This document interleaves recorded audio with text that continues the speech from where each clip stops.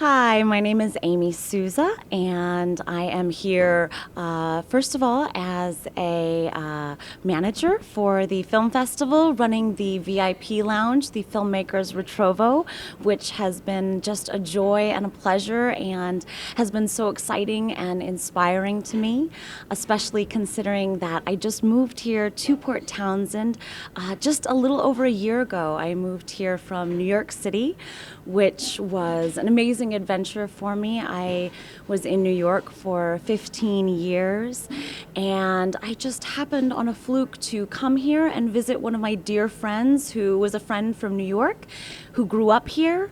I came for about a week and enjoyed it so much and enjoyed what I found that I decided to come back and spend the rest of my summer here. And I went back to New York for a year, and that whole time in New York I just kept thinking about Port Townsend, Port Townsend, Port Townsend, and all of the beautiful things that I had seen here and the beautiful people that I had met, and really the lifestyle that was a possibility here that I was suddenly finding was not a possibility for me in New York. And I spent one more year in New York, all the time with that little whisper behind me. And I made the move, and I feel like, New York was one kind of adventure, and Port Townsend has been the total opposite kind of adventure.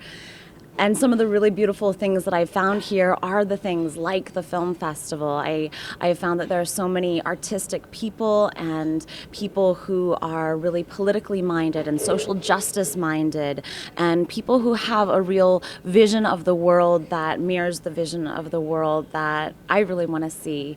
And volunteering for the film festival has certainly re-inspired me in that. I think it's been amazing to meet all of the creative people that I've met. One of the things that I always tell people that I love about Port Townsend is really how all of the businesses are so independent. And when I go to buy a meal somewhere or buy jewelry somewhere or really anything, I feel like I'm supporting the person who owns that business.